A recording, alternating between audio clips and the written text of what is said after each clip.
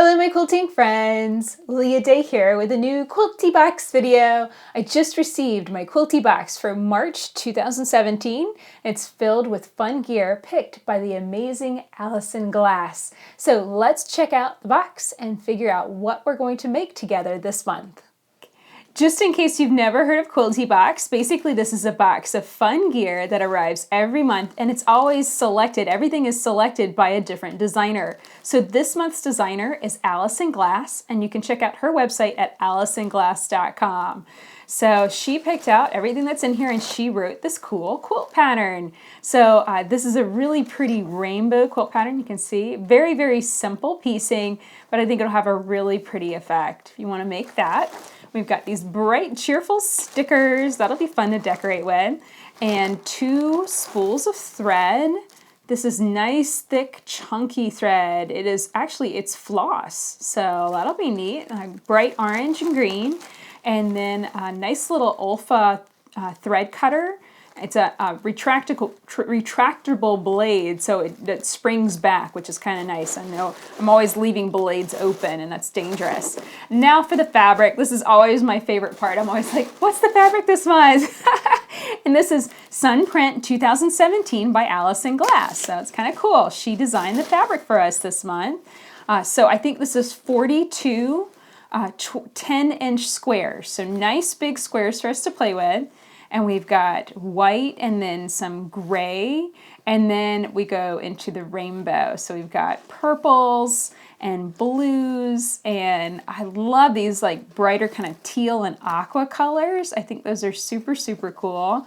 Just a nice wide range of rainbow colors in this set. And what I like about it is that there is a print, but it's not really bold and in your face. It's very subtle. So from a distance, I think this fabric's going to read as a solid, which is really useful. I think that's going to be a cool aspect of this fabric.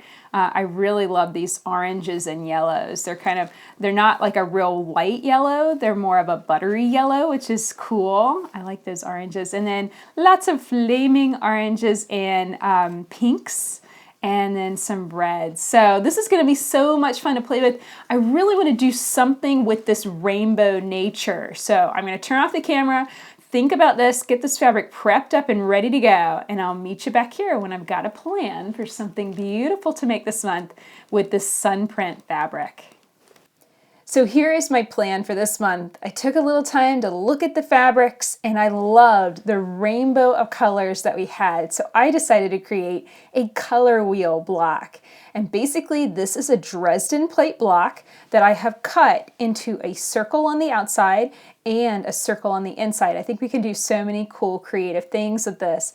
And the best part is I've added fusible web. So the edges are fusible. It's going to go together really quick. And all I have to do is just peel off this paper backing, place it on my block, fuse it down, and it will be ready to go. So let's learn how to make this color wheel block step by step together. The first step to creating your color wheel blocks is to create your color wheel. So what I've done is selected 2 fabrics for each color of the rainbow. So 2 reds, 2 oranges, 2 yellows, 2 greens, and so on. I cut from each layer cake square a 5 by 10-inch rectangle. I've also cut some, this is fusible web. This is Steam a Seam 2 light, and I have cut it 3/4 of an inch by the length of the fabric, so about 10 inches long. And so those strips are going to help us fuse the edges of our color wheel blocks. So you do want to arrange these in a specific order. I arranged mine obviously in the colors of the rainbow, and I also arranged them by value, meaning that they're going generally kind of from dark to light and back dark again. And I just really like that progression. In order to see this color, you can use the red glasses that basically reduce all color out of what you're seeing. You could also snap a picture of your fabrics with a tonal filter on your camera. And basically what that does is it reduces it to black and white so that all you can see are the values of the fabric, not the colors. So play around with that and see if that helps. So now we're going to prep up our rectangles so that way it's ready to cut out our Dresden plate tumblers. So the first thing I'm going to do is take one of these rectangles of fabric, and I want to place this right side down, and then peel off the paper backing from my fusible web strip. Now I'm going to place this as close to the edge as I can. I don't want it coming off the edge because I obviously don't want to fuse it to my ironing board, but I want it as close to the edge of that fabric as possible. And the nice thing is Steam a Seam 2 Light is sticky, but you can reposition it a little bit, but it's nice and sticky so it holds firm before you even fuse it. I'm just going to stick a strip to the top and bottom. And the reason I decided to do this fusible is because we can cut a bigger circle. If you have to turn this edge, you're going to end up with, maybe a 10-inch or 10.5-inch circle. By doing it fusible, I'm able to cut this a bit bigger, and it ended up finishing at 11 inches. So that's why I chose fusible web. It's also a little faster than having to turn the edges too. So once you get your fusible web strips in place, I'm just going to run the iron across it. It's about 5 seconds across one way and a couple seconds across the opposite way, and then just stop and let the fabric cool completely. And that's going to guarantee that the fusible web is going to hold and fuse firmly in place. So you want to run through all of your fabrics just the exact same way. Lay it down, attach your fusible web to the top and bottom, right along that edge, and then I'll meet you back here when we're ready to start actually cutting our tumbler shapes. So I'm going to cut from the wrong side just simply so you can see a little bit better. And I am using template number 3 from the Dresden Plate template set. You can find these at leahday.com. And I'm just going to cut out that side and then rotate it around. I always like to cut with my dominant hand. And now I've rotated it around, I can quickly cut that opposite side. So you can cut 3 tumblers just by rotating it around and centering it back up again.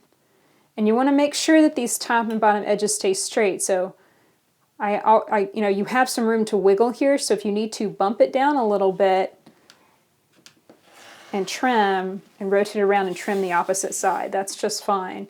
You're going to have some waste left over from each strip, so always make sure to take a little extra time to make sure each tumbler shape is exactly accurate. And we're going to leave the paper backing on the fusible web through stitching, and it does not bother the stitching. I've stitched through several of these, and while yes, you kind of feel it as you stitch through it, it's not a big deal. We're only going to want to take off this paper after the entire block is sewn together and ready to fuse. So you're going to cut out all of your shapes just exactly the same way. You're going to end up with 3 of each color. And next we're going to arrange these together to create our color wheel block. So the next step is to arrange all of your tumbler shapes in a circle, and we're going to piece this together in sets of 3. And it is important to piece it in sets of 3 so that way we can trim these and make sure we have a nice 90-degree angle here before piecing the whole plate together. And that step is going to ensure that it's a nice flat plate and it's going to fuse really easily on your fabric. So first step is to pick whichever quarter you want to start with and flip over one of the fabrics. We're going to take it to the machine and stitch through it with a nice accurate 1/4 inch seam allowance. So I'm just lining these fabrics up, these tumblers up, making sure that top edge is perfectly aligned and those edges are in perfect alignment too. I'm going to slip them underneath my foot, and I'm going to take 3 stitches on and then back stitch 3 stitches. And because I have my needle in it already and it's kind of secure, I can already be fiddling with the fabrics and making sure they're lined up all the way down the length of the tumbler shape. Now my settings on my machine, I have set this to automatic needle down. That gives me the opportunity to kind of fiddle around with everything. My stitch length is 1.5 millimeters. That's going to produce a really nice tight stitch. It's going to make it easier to tear this fusible paper away later on. It's also going to lock these blocks together so that I can press the seam allowances open. That's really important. So I'm going to stitch through a scrap charger here and then grab the third petal for this quarter shape. Make sure that it's going together in the right arrangement. And that looks correct. So I'll flip it over. And I always stitch through scrap like this just to keep my threads organized. It wastes less bobbin thread. And it also kind of keeps the machine in stitching mode so that if the machine's going to potentially gag anytime you have those long thread tails. So I always stitch through a scrap between one unit and the next. It really keeps it nicely organized. So again, I've got my needle in it so I can take a little time to arrange this nicely all the way down the length. I want to make sure that it's lined up to start, and I also want to make sure it's lined up down here at the end. This is fusible all the way to the edges, so you could leave it square and kind of have these straight edges. I'm going to cut this into a curve, but it's totally up to you. So here's a quarter of our shape stitched, and I'm going to flip it over and finger press these seam allowances open. Now these areas where you have fusible web are going to be a little stiff, and you're going to feel the paper in there. You just really use your fingers to mush it down, or if you have some kind of pressing tool, you could do that as well. Now when you actually press with your iron, press real lightly. Like that's about as much pressing as I would do, because I don't want to heat up and keep melting that fusible web. It's already been fused to the fabric. And here's the thing about fusible web glue is most of the time, you know, there's only a little bit of it there. And the more you heat set it, the more hotter that you get it, the less sticky it will become. So really I'm going to do most of my my pressing open with my fingertips, and then only a little bit of pressing with my iron, and then you can put your hands on it to just press that heat into the fabric and flatten out those seams completely. So that is how I'm going to piece each quarter of this Dresden plate. I'm going to take this quarter and show you how to trim it up next. So I've placed my ruler on top with that 45-degree line going diagonally through the middle petal. And I just have a little bit of fabric here on the edge that I'm going to trim away. This just ensures that those sides are perfectly square and that they're going to go together just right with the other quarters of the wheel, of the color wheel. And that means that the entire plate will lay perfectly flat on your quilt. So here I'm going to trim up this side. See, it's just a little bit of fuzz more than anything else. So that's how you're going to piece your color wheel. Just piece it in sets of 3, then trim those down, piece them together, and that's how you'll create your color wheel block. The next step of this process is to make your circle circular. Right now it's got these straight edges for the tumbler shapes. And if you like that look and you wanted to leave it that way, all you need to do is just trim away a little bit of the seam allowance, and that would be fine too. But I really like the look of this beautiful circular shape, and I cut mine using this True Cut 360. So this is a special tool that cuts circles. I think it cuts it up to 12 or 12.5 inches. And so you use this little dial here to select how big of the circle you want. And so I'm setting this up and tightening it down on the 11-inch mark. So you want right on the 11-inch mark. And just tighten that down. And then I'm going to center this up so that the numbers for 11 are centered up on seam lines. And I'm also centering up, basically, that clear line is going to be on a seam line too. So just center it up the best that you can. And then once you get it in place, you're going to mush down and then also mush down on the cutter. And you don't want to lift up, at least on this point. You don't want to have to lift up, otherwise it could shift and then kind of not give you a nice smooth circle. So I'm working my way around. And I love how easy this cutter is. And then you can change the blades. If you use it a lot, you can change the blades on it real easy so it stays nice and sharp. So there we go. I don't think I breathed as I cut that whole thing, but as you can see, it cut perfectly. Now the inside center circle, you know, you could probably cut that out with this as well, but I had trouble lining it up and getting it just right. So I like to cut the center out with the template. So I'm going to cut this out using template number 7 from the Dresden Plate template set. And it has lines etched on it so that you can use those lines to center it up on seam lines within the plate. That looks good. I'm going to press firmly. And then I'm using a really small rotary cutter. I think this is a 28mm rotary cutter. Might even actually be smaller than that. And I'm just going to work my way around really carefully. And I'm trying not to lift up as I work my way around. Shift it over. I'm pressing really firmly as I rotate the whole thing around. And I'm left-handed, so I'm going to work in a clockwise direction. If you're right-handed, most likely counterclockwise is going to be more natural for you.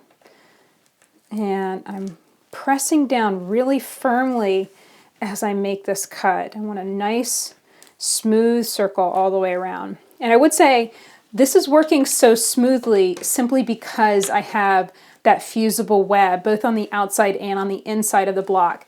If that wasn't there, this probably wouldn't work so well. And as you can see, it didn't cut all the way through. So grab a pair of scissors and just trim this up. Just a little bit of trimming here and there. We'll release that. After you trim that out, you might want to take a look at it and just look for any areas that didn't cut out cleanly and just trim them up with scissors. That's fine too. And if you don't have a cutter or you just don't have these tools, that's going to be okay. You could always create a template for yourself out of freezer paper. You could always mark the circle shape on your fabric, on your Dresden plate, and then cut it out on the marked lines. So please understand there's multiple ways of doing this. You don't necessarily have to have these tools. Okay, so the next step is to tear away all of the fusible web paper, and that's going to reveal the kind of slightly sticky fusible web on the back. And you want to do this only when you're ready to actually fuse your wheel in place. Like you could take this and store it, and it would be perfectly fine to store it for a little while if you weren't really sure what you wanted to do with it. I want to put this on a piece of white fabric. That's going to be my block background. So I'm ready to go with that. So I am peeling away carefully that paper, and we stitch through it. So these little areas, I just have to get in there, all those nooks and crannies, and gently tear it away. And just kind of be patient with it. I know it's tedious, but you want to be gentle with your stitches so you don't pull your stitches at all. If you need to, grab a pair of tweezers. That'll work. And just tear all of that away. And I'll meet you back here when we're ready to place this on our block and fuse it in place. So I've taken a piece of white fabric. It's a 20-inch square. And I folded it in half both ways to create some vertical and horizontal crease lines. And then I lined up my color wheel, just lining up some seam lines with those crease lines so that way I could center it up here in the middle of the square. And then once you remove the paper from the fusible web, it is going to be slightly sticky. So you can use that to your advantage, stick it down and then smooth it out so that plate is completely flat to your background fabric. And then only when you're 100% happy with it, press it in place. Now you have lots of options for finishing the edges. You could leave the edges raw, and for that just do a straight stitch about 1/8 of an inch away from the edge, and that will secure it to your fabric, but leave the edges raw and they'll fray a little bit. You could do a thicker stitching, like satin stitching all the way around, and that's going to really finish the edge completely. It will not fray at all. You could also do a blanket stitch. It'll be a little faster, and that would also minimize fraying as well. So lots of options there. I hope that you enjoyed creating this beautiful color wheel block. So that's it for this video. I really hope that you enjoyed learning how to make this color wheel block with me today. I love the way the colors look, and I really enjoy making Dresden plates. So I hope that you'll give it a try. If you'd like to learn more about Quilty Box and receive a box of fun gear to play with every single month, check it out in the link below this video. It's a really cool way of getting new fabrics, tools, and threads to play with. If you'd like to find the quilt pattern for this color wheel block, you can find it at leahday.com/colorwheel. Until next time, let's go quilt.